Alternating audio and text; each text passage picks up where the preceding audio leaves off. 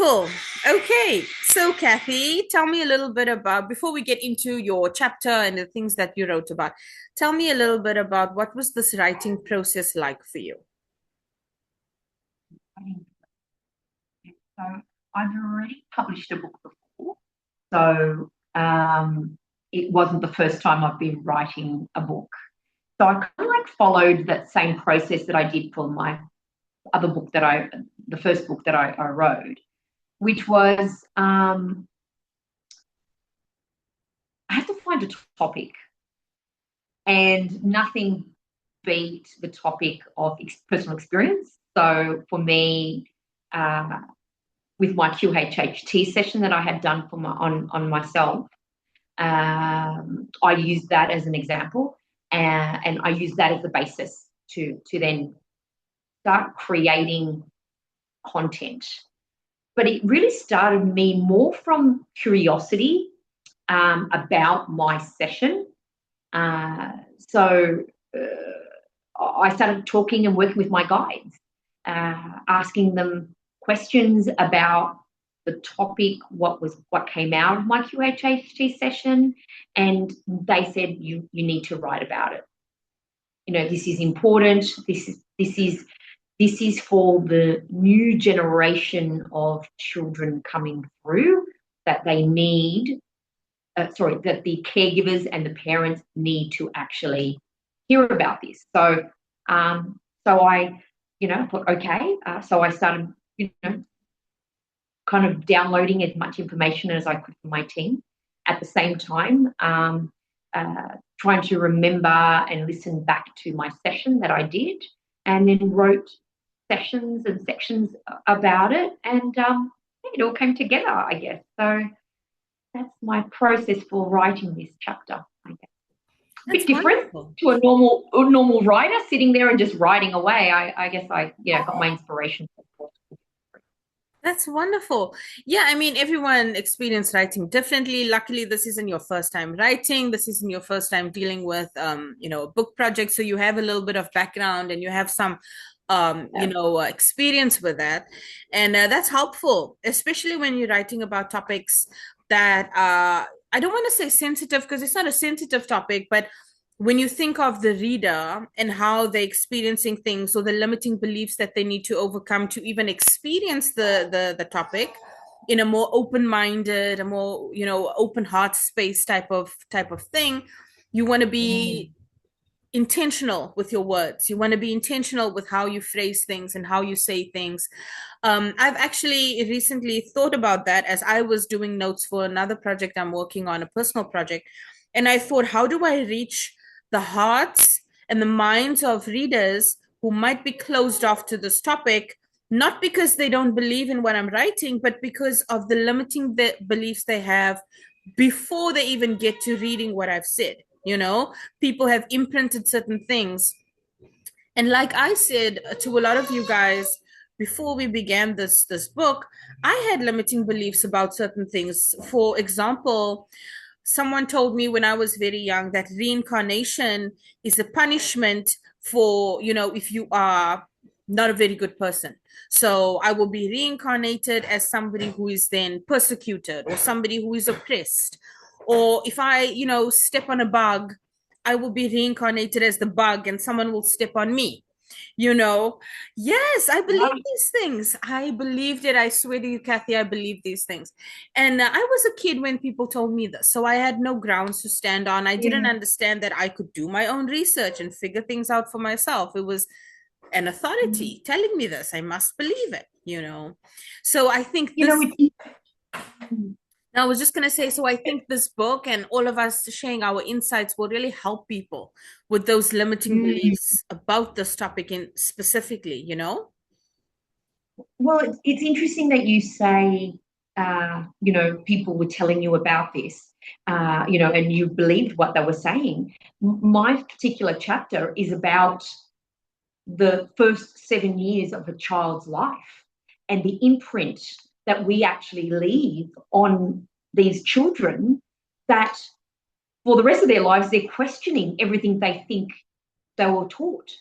Do you know what I mean? So if you were raised with fear, with you're raised with, um, limiting beliefs, then as you get older and as you grow, you're constantly using that as the benchmark, and trying to understand, is that serve me anymore? So yeah, I totally understand, and that continues on through people's journeys in this lifetime. Constantly saying, does that fit with my narrative? Does that work for me anymore? Um, you know, People have got different cultures, different things that they learn. Does that serve us anymore? And that's something that I guess each person needs to go through that journey. And no time like the present to start doing that if you're not on the journey already.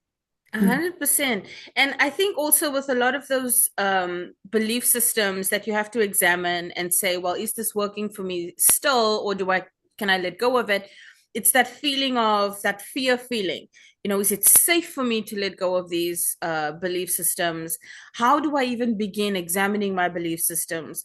Because for me, when I started understanding belief systems and how it's impacting my life and my decision making and all that, I didn't really know how to go about examining my belief systems because I believed so much that they were part of me. And that's another belief system. I believed that they were part of me, so I couldn't look at them objectively, right? So it took a lot of Mm. practice, and and so I'm glad that you are addressing the younger years so that we can be conscious with our parenting and be conscious of the belief systems we are giving our kids, because they're already going to pick up belief systems with or without us.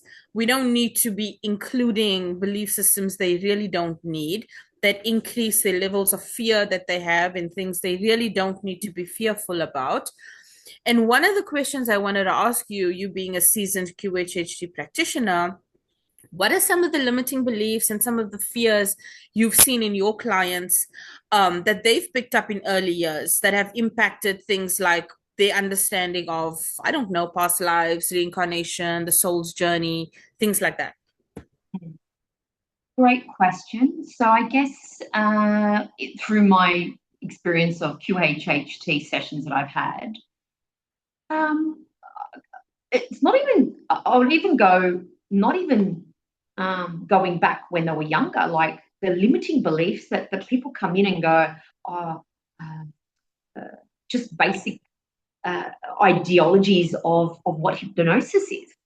They said, oh, I don't think I could be hypnotized, I can, they've got these ideas that what hypnosis is.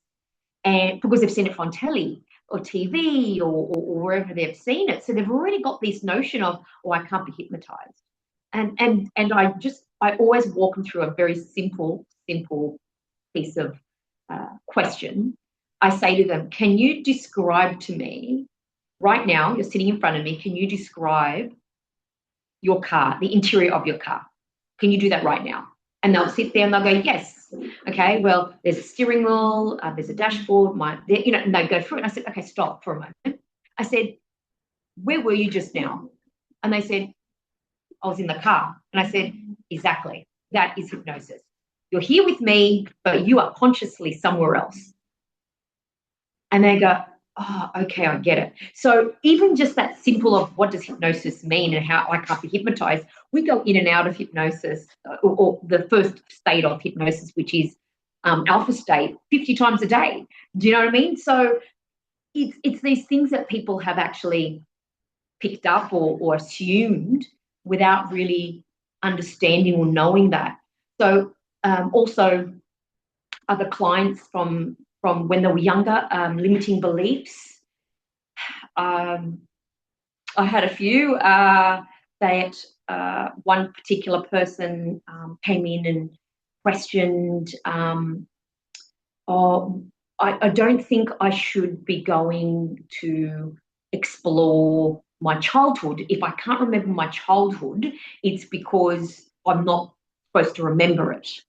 It was very interesting. And I was like, oh, okay, well, why do you say that? And they said, well, you know, we are to remember what, I've always been told and learned that, I've read everywhere that, if when you're ready to remember your childhood, you remember it. And I said, yes, but at what point do you actually go, okay, I want to investigate it and I want to actually look at that, because a lot of when you don't actually have early memories, it potentially means you've got trauma hidden there that you need to investigate. That's not what people talk about. They talk about, oh, you just don't go there. You don't, if you don't remember, then leave that alone. Don't touch things that don't what is it? Don't unravel things. Leave it in the past. So those kind of things come up quite a few times. And I guess any other limiting beliefs. I have had quite a few about the notion of reincarnation and how it couldn't have been me because if that wasn't true or that wasn't right, because we're only living one life, this is the life, so it must have just been an imagination or something like that. And that is so far from the truth. But yeah, those are the kind of big ones that I kind of like stick out in my mind, limiting beliefs that they couldn't have had past lives because this is the only life they've got, and if it is, it's just their vivid imagination, and that's okay. But yeah, every person is different, but there's lots of limiting beliefs, I guess. Yeah. Those are the ones. Yeah, I mean, I can imagine that. And I can imagine those to be the common ones as well. Because even the thing, what you said about the trauma, right? So we have an experience, we experience trauma, and you have to question for yourself, why did I experience this trauma? Yes, maybe, you can, it can be an accident or, it wasn't intended or whatever. But the fact is, here I am, and I've got this trauma for whatever reason. So I always, it's a new way of thinking for me now since dealing with this book. It's like an added layer is, am I experiencing this trauma because there's something I need to learn that I maybe didn't learn in another parallel lifetime, a parallel timeline, whatever it may be? Like, how can I take this and use it up energetically so that I don't experience it in other timelines or whatever it may be. And it's difficult to explain what I'm thinking as I'm trying to communicate this, because I recently had an experience where it was kind of like a deja vu moment, and I could have gone completely enraged and went crazy, but I didn't. A calm came over me, and I was present, and everything worked out fine. But there was this knowing that if I had done or went the enraged route, I would have had a different outcome, obviously, because every kind of choice we make takes us down a different timeline, right? And I was like, am I consciously connecting to that timeline where I did go crazy and I didn't experience something I wanted? And so that me is saying, hey, there's a different option, choose that one, or some, I don't know, and Hey, listen, I've got an idea on that. yeah. Well, from what I know from my team and my guides, they actually say when you have a deja vu, it means that your parallel lives that you're living, they're very thin and you're actually on the right track. So they bleed into each other. Yeah. So, you're actually living or bleeding into a different parallel life, that you're actually on that right track. It's actually confirmation that you're on that right track. Oh, Yeah. that's a good confirmation. Yeah, I like hearing that. That's good. Yeah. That's good. And it's because honestly, we as humans have such a limited understanding and knowledge of everything. Yes, we are learning, we are experiencing, we've got guides, we've got teachers. Have a excuse me. And bless you. Ah. So, we are experiencing, we are learning, we are expanding, Mm. and, we are evolving, but still, we only know so little in terms of everything that there is to know. So I'm always Mm. approaching things like, well, I'm just speculating. And so is everyone else, unless, and this is also just a drop in the ocean, but even if you've had a near death experience and you come back and you say, this is what I know and this is what I've seen and experienced and whatever, that's only your experience. That's not a guarantee that I'm going to experience that. I'm going to definitely have an experience, but it's not going to be what yours was. So even, those helpful people coming back and saying, well, you can let go of this fear of this because it wasn't like that for me and this and that. Even those are just, kind of speculations in the bigger picture of things. We don't know everything about everything. And it's always fun for me because I feel like we're just kids in a classroom. We're just making up, things as we go along and trying to make sense of this experience.